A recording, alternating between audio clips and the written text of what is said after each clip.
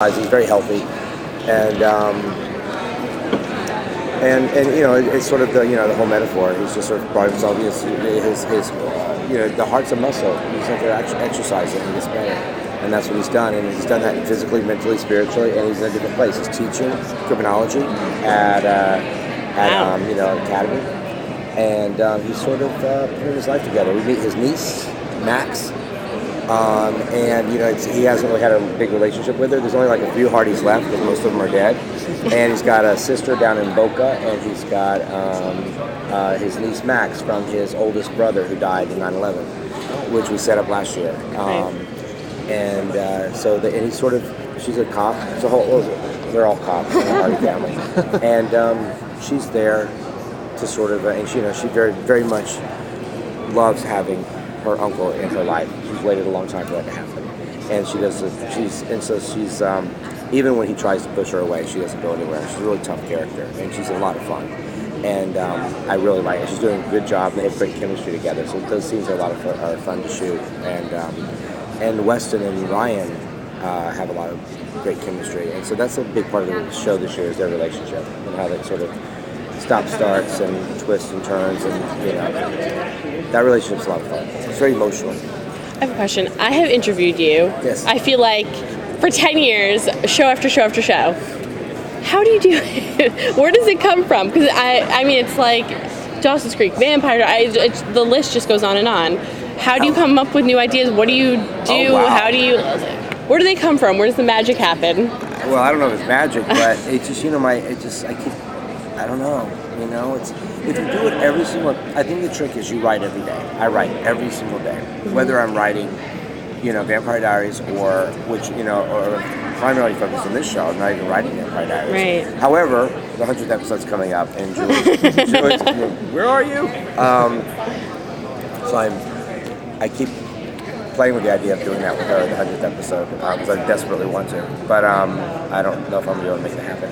But I don't know where it comes from. If you write every single day, you just keep writing, you just keep creating, you just keep thinking of stuff. Like once you start doing it, you don't stop.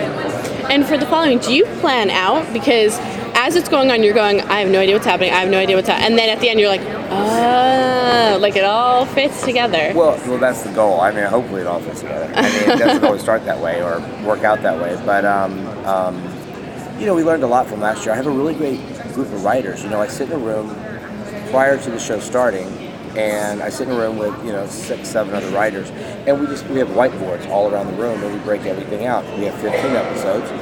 We sort of figure out where we're going to start. We sort of want to figure out. We start talking, the characters. Who is Ryan? What's his big journey this year? What was his journey last year? Was he just sort of went into this descent into hell? And what it can't be that this year. It has to be different.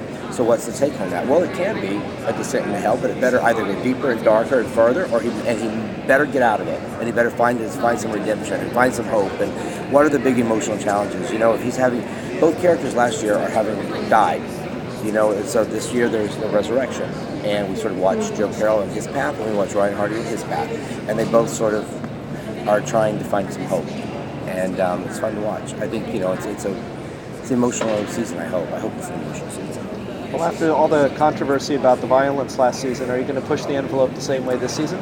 No, it's like, all that controversy. I just want to smack those people in the head. But I'm very respectful. I wanted, last year I was very sort of tight-lipped about it all, because I just wanted to be respectful of also the climate of the country, because it is we are sort of living in a very crazy time. But that's what a show like this does. It mirrors what's going on in the real world, and I'm not trying to push the envelope. I'm just trying to tell a really scary story, and it's a very violent story. And it's one of the shows where if you have a problem with violence and murder and crime and all that mayhem, you should probably turn the channel. And if you're a parent, some good parenting would come into play on Monday nights at 9 o'clock. So I really think that's what all you have to do is really monitor your children's viewing habits.